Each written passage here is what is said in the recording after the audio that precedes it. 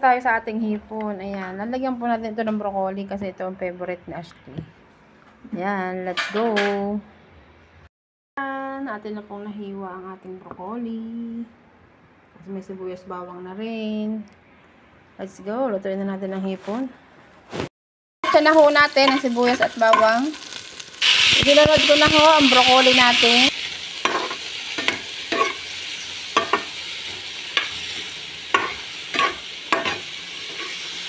Lagyan na ho natin ng oyster sauce. Ayan, 2 oyster sauce ang ilalagay natin. Ayan ho, lagyan na natin ng oyster sauce. Pagkatapos ho natin lagyan ng oyster sauce, lagyan na rin ho natin ang ating hipon. Ayan ho. Sangkutsahin pa rin ho natin. Para manuot ang lasa. Lagay ho natin ang pangalawang oyster sauce. And how, nilagay na natin ang oyster sauce natin. 2 ho nang nilagay natin. Ayan.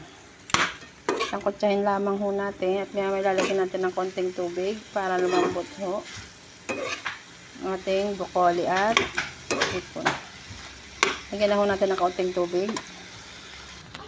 Ayan, nilagyan na ho natin ng sabaw. So, itong mga kasama ko sa bahay, mahilig sa sabaw. Si Papa, mahilig sa iga. Kami hong 3, mahilig sa sabaw. Ma'am Peli, si Ashley, at ako. Taklo man